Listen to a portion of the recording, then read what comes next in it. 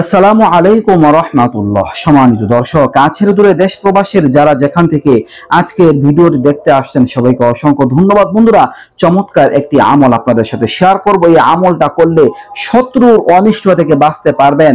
আপনার যদি অনেক ভয়ানক শত্রুও থাকে, অনেক খারাপ শত্রুও থাকে, এই আমলটা করবেন, দোয়াটা পাঠ করবেন, শত্রুর সামনে আপনি অদৃশ্য হয়ে যেতে পারবেন। শত্রু আপনাকে দেখতে পারবে না, আপনাকে খুঁজেও পাবে না, কোনো ক্ষতি করতে পারবে না ইনশাআল্লাহ।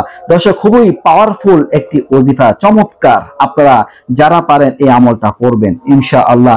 দর্শক, কোরআনে কারিমের একটি আয়াতের দ্বারা আমলটা করতে হবে। আল্লাহ তাআলা বলেন, কুল হুয়ালিল্লাযিনা আমানু হুদা ওয়া শিফা। কোরআনটা হচ্ছে মুমিনদের জন্য আরোগ্য লাভের মাধ্যম, হেদায়েত লাভের মাধ্যম। দর্শক, কোরআনে সমস্ত প্রকার বিষয়ের সমাধান আছে। কোন সমস্যা আপনি আছেন, সবকিছু সমাধান কোরআন আপনাকে করে দিবে ইনশাআল্লাহ। তো দর্শক, আপনাকে এই আয়াতটা পাঠ করতে হবে। এই আয়াতটা আপনি যদি পড়তে পারেন তাহলে আপনি ঘরের বাইরে বের হলে শত্রু কোনো ক্ষতি করতে পারবে না, আপনার কোনো অকল্যাণ পৌঁছতে পারবে না। আয়াতটা 7 নাম্বার পারাতে আছে, আপনাদের আমি পড়ে শোনাচ্ছি। লা তুদরিকুহুল আবসার ওয়া হুয়া ইউদরিকুল আবসার ওয়া হুয়াল লাতীফুল খাবীর। আবার পড়ছি, লা তুদরিকুহুল আবসার ওয়া হুয়া ইউদরিকুল আবসার ওয়া হুয়াল লাতীফুল খাবীর। দর্শক, এই আয়াতটা আপনাদের বেশি বেশি পাঠ করতে হবে। দিনে রাতে যখন আপনাদের সময় হয় এই আয়াতটি বেশি বেশি করে পাঠ করবেন।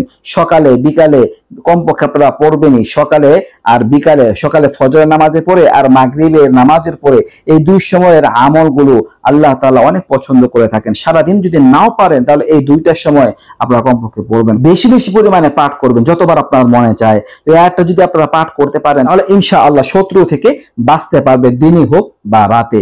আল্লাহ তাআলা আমাদের সবাইকে এই আমলটি করার দ্বারা উপকৃত হওয়ার তৌফিক দান করুন। আমি চলে আলোচনা নিত্য নতুন আরো ভিডিও পেতে সবাই পাশে থাকবেন। এই পর্যন্তই। আসসালামু আলাইকুম ওয়া রাহমাতুল্লাহ।